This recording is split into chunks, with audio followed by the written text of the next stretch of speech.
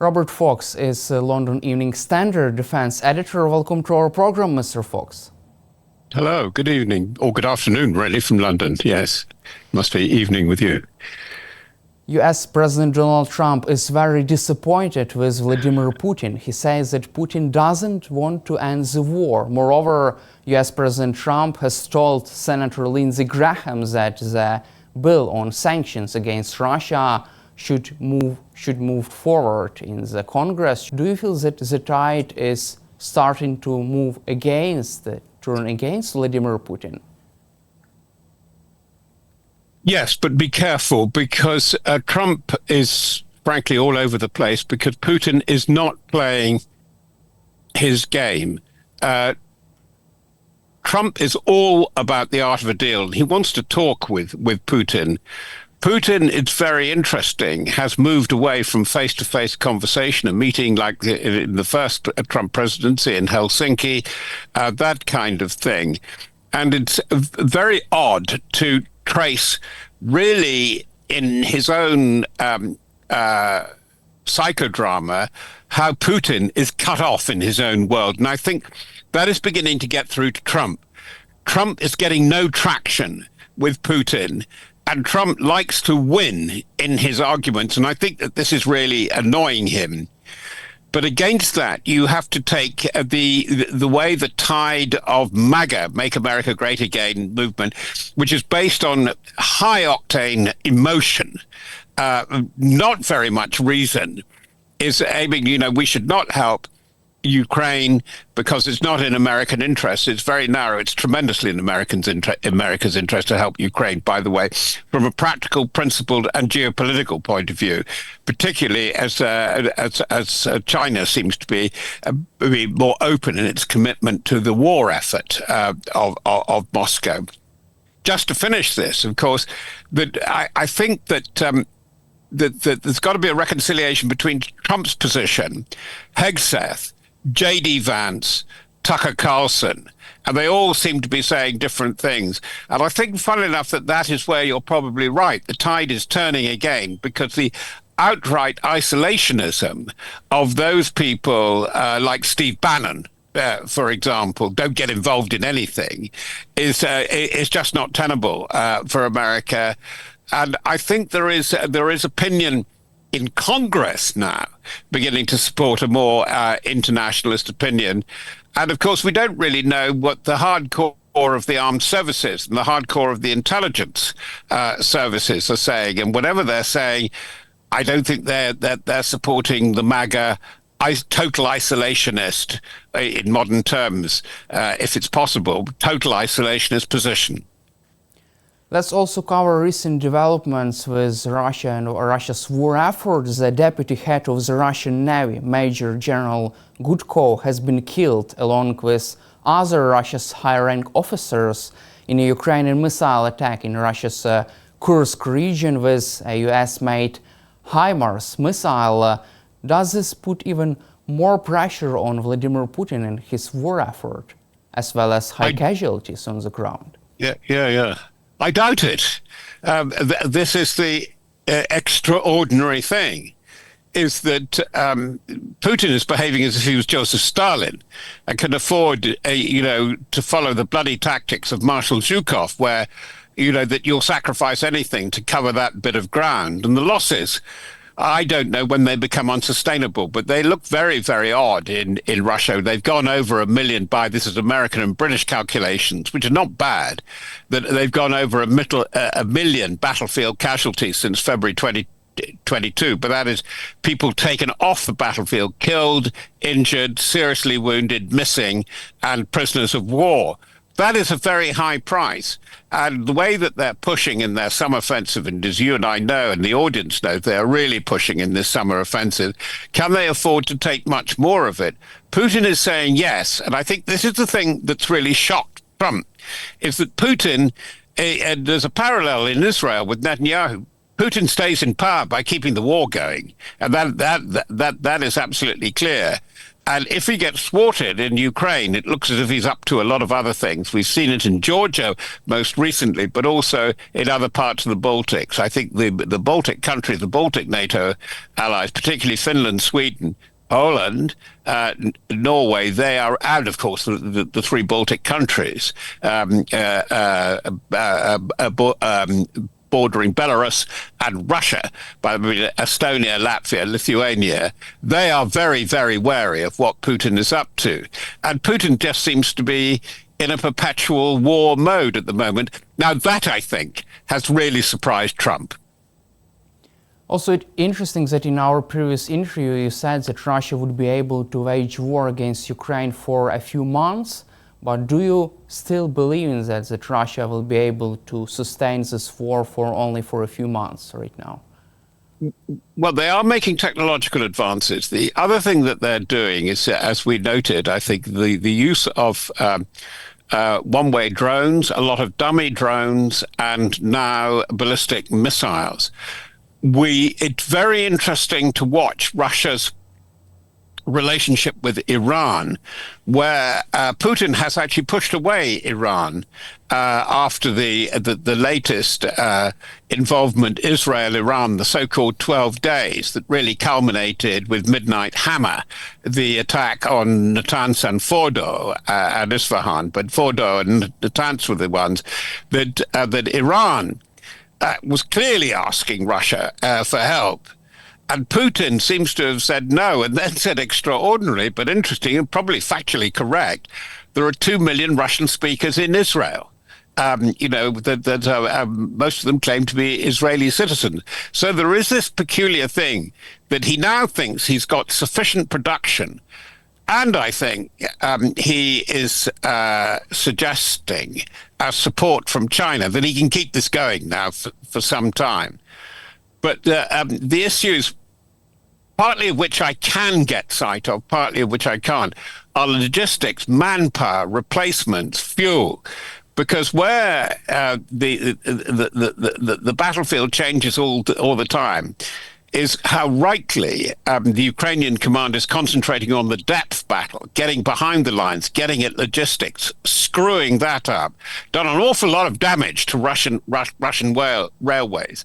Now, if you can keep that going, they've taken out 10% apparently of the capacity of the total Russian railway system, which is quite extraordinary. Now that counts in the end. If you can't feed, if you can't fuel, if you can't replace, not that they've been doing much of that, Russian soldiers on the front line, I don't know, and I wouldn't be as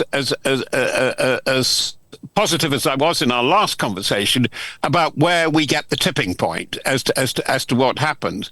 Russia, rather madly, as unfortunately all of you in Ukraine know, is actually pushing like mad for this summer offensive by air and by ground attack, and claiming that they've taken the whole of Donetsk.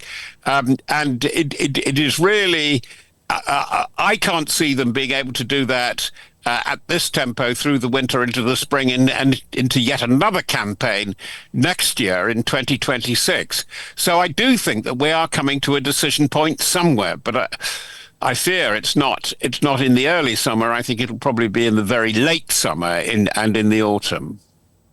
So you're confident that Russia would reach its culminating point at the end of the summer or at the beginning of autumn? And do you believe that until the end of the year, Russia would not be able to sustain such intensity of fighting?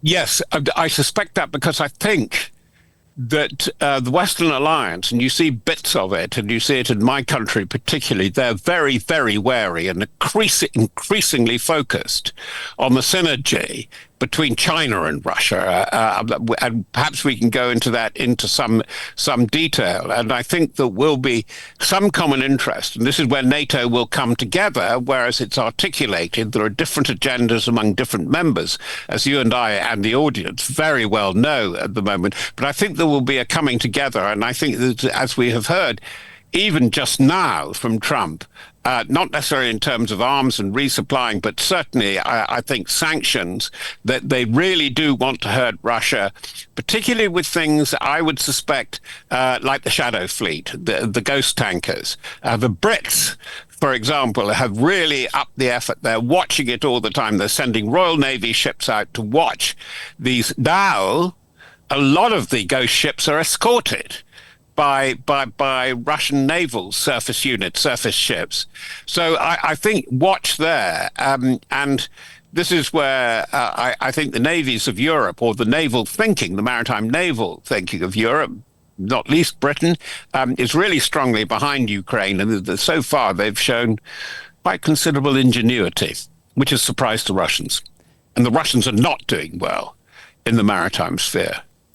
You just also mentioned about the Ukraine operation deep inside Russia. We didn't discuss with you the Ukrainian operation Spiderweb, which destroyed many units of Russia's strategic aviation. If Ukraine continues to conduct such operations, what would this mean for Vladimir Putin?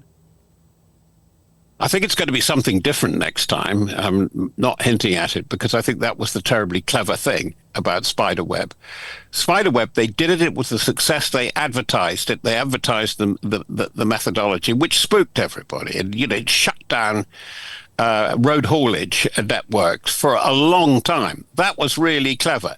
And it was, that whoever was directing it realized this is something that they probably couldn't repeat, and they wouldn't want to repeat. And so you maximize the publicity, the propaganda impact to frighten the Russians and get them pointing in one direction. I thought, from top to bottom, it was an absolutely brilliant operation. And it was agile. It had the adroitness that we don't see with the Russians. The Russians are using heavy firepower, heavy ingenuity to some extent to ramp up, which worries me, the new ballistic missiles and some of the new drones, and using just loads of people. And I think that if Ukraine were to do something ingenious somewhere else, which would really hurt the Russians, you've got to get at the personality of Putin. But more important, you've got to get the personalities round him. The Shoigus and others, the people, the military oligarchs, the securitocracy that really keep him in place. Because if Putin goes, another one will come along. But if you could take out 2 or 3 of them, take them off the board of play, I think things will change very, very much indeed. And from your perspective, how Ukraine can take away these people around Vladimir Putin? Do you mean the physical elimination of such people around Vladimir Putin's inner circle? Well, if I was somebody who was considering it, all the options, they wouldn't want somebody like me blabbing at the mouth about what the possibilities are. So I'm not going to. And I think that is the really clever thing. And I think that psychologically, the Ukrainian command, civil and military, has shown an astuteness that sometimes even their Western backers lack. Keep them guessing, frighten them, make them have bad nightmares and bad daymares as well. And that would be the approach to take. And as Russia uses its obvious threat, I don't say blackmail. By the way, we will hear a lot more about tactical nuclear weapons. We will hear a lot more, unfortunately, and there's a question now if they've been really using it, about chemical weapons. And they will keep putting on the pressure for kinetic warfare. To what end, I do not know, because one thing is absolutely clear. Russia cannot take the whole of Ukraine without its whole regime. That is the regime of Putin, and the legacy, the coming out of the Soviet Union would be in question, would be up for grabs. And guess who understands that better than anybody else? It's not America, the United States, it's the People's Republic of China. People's Republic of China is now we talk about America, we talk about Trump, but it seems to me it's absolutely the dominant feature by seeming to stay silent, but seemingly also extremely active. It is really in the power politics that's going on at the moment. It really is the big power, not exclusively the big power, but one of the very, very big powers. And by the way, there's been a remarkable document or non-document from the British Foreign Office, I think, which suggests that, and perhaps we can discuss that now. And that was what the document, which was supposed to come out with the national security strategy, which was extremely coherent, very well put together, brief and absolutely to the point, saying how you've got to defend at home, defend with your allies, prepared to defend in depth, defend your rear in order to protect your front. Very, very good argumentation. That came out following the British, much praised than the British realised, defence review. Very elegant, very well expressed document. But the third document, which was supposed to come out on the 24th of June, the first day of the NATO conference, was a thing called the China Audit. It's on Parliament's website. Look what Mr. Lammy, the Foreign Secretary, the Foreign Minister, said. We cannot publish this because it's so sensitive and the implications are so dangerous. We've got to continue the process of auditing China. We can't wish China to go away. It is very, very important. Friend, foe, potential competitor, potential ally in things like science, but undoubtedly the dominant military power now. The Brits are absolutely clear that in so many areas, China is ahead of America now, probably in hypersonics, certainly getting into quantum computing, space, a lot of cyber warfare. And they're calling the shots. And if you read even the latest New York Times appreciation of what is going in Moscow, Moscow is becoming, the Americans, the McDonald brands have gone, and the Chinese have moved in. Putin would hate to be told that. His mother Russia, the great soul of Russia, resurrecting the image of Peter the Great. I've just been talking to the Swedish ambassador. You can imagine how the Swedes feel about that. No, it's not. It's becoming very, very gradually, or not so gradually, a satrap, an offshoot, enormous one, albeit, of China. China is running this one.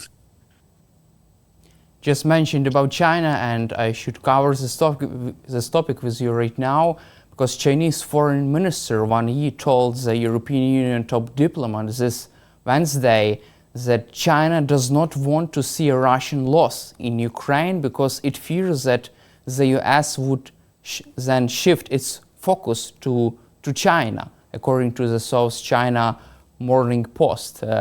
What is your reaction to this revealed real position of China in this war? Well, it's very difficult to penetrate the ambiguity, looking one way, looking at the other of China.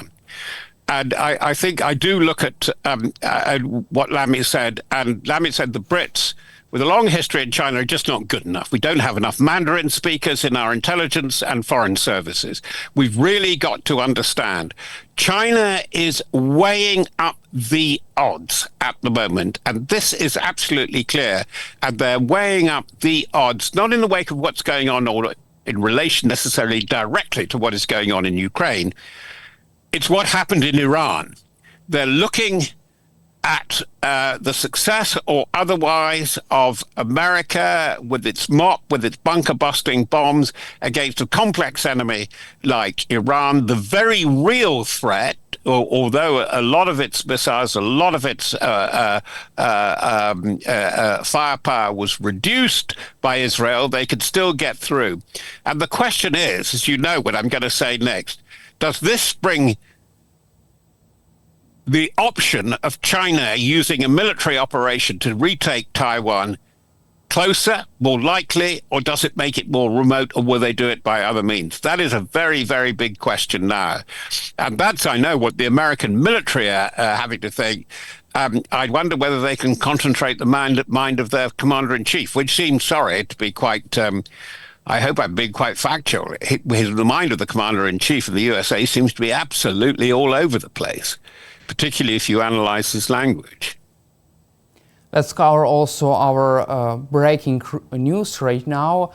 phone call between Ukrainian President Volodymyr Zelensky and US President Donald Trump has been concluded. This conversation lasted more than 40 minutes. Both Trump and Zelensky discussed the escalation in Russia's air attack on Ukraine and the possibility of the US providing Ukraine with additional air defense systems. As we know, recently, Pentagon decided to halt military shipments of anti-aircraft systems to Ukraine and some missiles. What is your reaction to this development, and do you have any kind of hope that after today's conversation Trump would finally direct Pete Haxet to provide Ukraine with these anti-aircraft systems and missiles for air defense systems?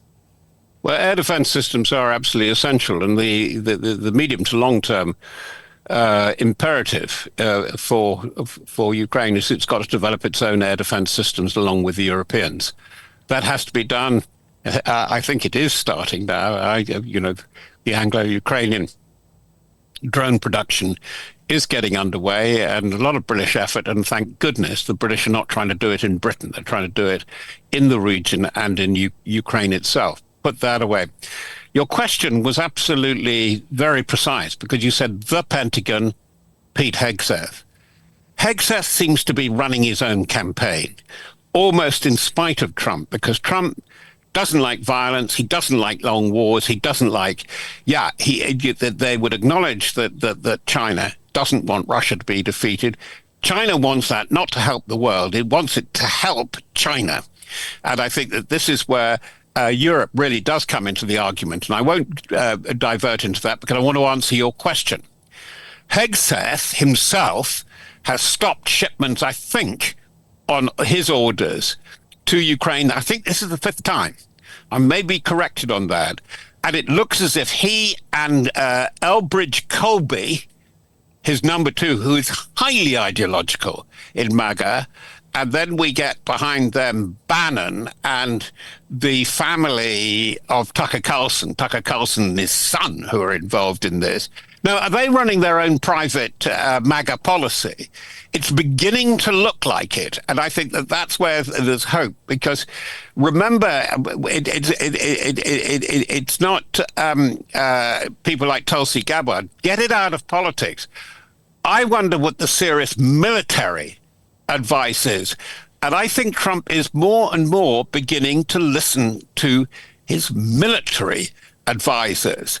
And that's why they would say, as the rest of NATO is saying, apart from Hungary, of course, you can't let the cities of eastern Ukraine, particularly, to be smashed to bits in this way, because it's not your interest. It's more of a problem for us because it emboldens China as well as Russia. And funnily enough, and rightly, Trump is very, very fixated on the big one, is China and the Indo-Pacific, and I think that will hold sway. Trump doesn't like to admit he's wrong, though, and that's why it'll take a bit of doing. But it's really what the core alliance inside European NATO is doing, and it's pretty clear how core that is. And I include Germany in that, and as in its own way. But it's you can have MAGA putting America first, but La Belle France is always first. But they think intelligently about it. But it is that arc which starts with Britain, Belgium, the Netherlands, and then you go right round through the Joint Expeditionary Force. And bad news for Putin, the Joint Expeditionary Force alliance is a very real one, and they feel very, very much under threat from him. So I don't think he'll be able to declare a triumph, like the old Roman emperors. I don't think he'll be able to declare a triumph in his lifetime. Let's also cover more deeply Pete Haxet's position, because according to today's NBC News article, US Defense Secretary Pete Haxet was the only person who decided to halt shipments of some air defense missiles to Ukraine, despite his own military analysis that the aid wouldn't jeopardize US readiness. How do you see the main reasons behind Pete Haxet thinking about this? Are such reasons only so-called military one, or also there are some political reasons? But Pete Hegseth isn't the Clausewitz or the Sun Tzu of our time. Whatever he may paint himself as, he is not a great military thinker, nor is J.D. Vance. He's a loyalist. He's a Fox News creature, which would endear him initially to Trump, and he looked like the acceptable face of Trump too, which was largely supplied from the MAGA Fox News stable, as we know it. You can point to them, but he's got to be careful.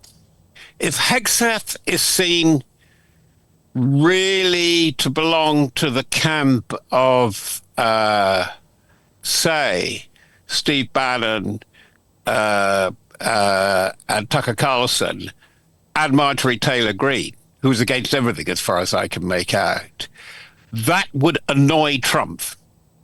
Trump doesn't like people being overmighty. It is like, you know, as in your country, as in my country, the great medieval kingdoms where you had boyar, you had Khans, you had people always saying to the government, "I'm going to be more powerful." Than in English history, you call it overmighty subjects.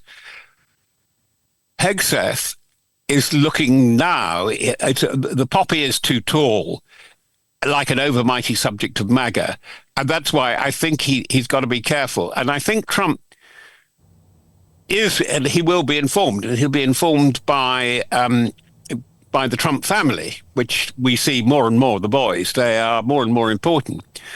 And, you know, look out of the right corner of your eye. Trump is going to listen a lot, increasingly, what MBZ and MBS, the rulers of the UAE and Saudi Arabia are saying. And I haven't gone off one. The defense link is terribly important. And if they think that Hegseth is too headstrong, too egocentric to be tolerated, I think that will be the end of him. I'm not sure how long he goes. If there is and it could happen anywhere, but I suspect it's going to happen in the Middle East. If there is a military setback for America, just a tactical one, I think Hegseth goes. And also there was an information about the Elbridge Colby, Haxet closest ally in the Pentagon. He's the ideologue. He really is. Yeah, God, yeah. He supported this plan to hold military shipments to Ukraine. Do you see this that was a device from Mr. Colby to hold this shipment, or do you see this as a decision was made alone by Pete Haxet? Oh, Colby would have been in it. This is part of the form of Colby. Colby hates Europe. He thinks America should be out of Europe. You see, what is so interesting, it's the difference between Trump, Rubio, people like Mike Pompeo, think of the first Trump administration. They have no interest and no love for Europe. Curiously, Trump does, because the origin of the Trump family, and particularly he's greatly attached to the legacy of his mother, who came from Scotland. And that's why with Trump, and they're about to go wrong with this, I think, the MAGA people, Trump has huge, it's irrational, well, it's not, it actually does make sense when you put it together. He has huge affection for the British royal family. We saw the way he revered the late Queen. Apparently, he's always talking about her. He respects Charles and William. It's not because he sees it as a great advantage. He's proud if he sees Scotland as part of his heritage. I don't want to go on with that. I think that Hegseth and Colby taking this route, and J.D. Vance, I think they have to tread very, very carefully, because the person we're not hearing so much from, and I don't think he's idle, I think he's quite active, is Marco Rubio. And I think Marco Rubio, yeah, he has strong Latin American roots and so on, but he is a cosmopolitan. And I think that this is where Trump Trump is like Trump presidencies are like a big circus act. You know, what next act are you going to bring in? Is it going to be the trapeze artists, the lion tamers, the clowns, or whatever? And I think that if Haxet goes on in this way and gives the appearance, which, as you say, NBC and CNN have been picking up, that he seems to be thinking that he's smart enough to run his own policy his own way, that will annoy Trump. And you just mentioned about the Marco Rubio. I would like to ask you about his influence. Don't you feel that he's getting more influential inside the Always White has House? been. He's been in the background. Yeah. I think he's been very, very clever about this. You know, not cunning, but just a very, very capable politician. He is actually, I think, emerging, and I mention it, as the Mike Pompeo of this administration, because whatever we said about Mike and his religious views and so on, he was the one guy that could go in and say to Trump, look, boss, I don't think it's really going to work. Can we think about working this the other way? Rubio has a very, very big problem on his plate, and he has got to deal with handling Netanyahu. And I guess that when he was given the position, additionally, when Waltz went, of being really effectively the national security advisor, that is the main effort. And he's been getting on with it very, very quietly, because there is a great deal of concern, a great deal of long-term concern for Trump. Because as long as Netanyahu goes on behaving in the way that he does, it means that the Abraham Accords, which was seen as the great success of the first Trump presidency, are absolutely on ice, and they may fall away altogether. It's a very big agenda item to be dealing with. But I think that if Rubio's sanity cuts through the rhetoric of MAGA, which we've talked about probably too much, I think that we would get a stable policy towards Ukraine. But actually, following the NATO summit at the very end of last month, it's actually, and I think Rutte is doing well on this, but he's saying, look, come on, Europe, you've got to get your act together on this. You've offered resources, you're going to do this. Look what Germany's going to do, but it's now really got to mean something. Thank you, Mr. Fox, for your time and for your support for Ukraine, and glory to Ukraine. Slava Ukraine, yeah. Thank you. Героям слава. Thank you very much. Absolutely.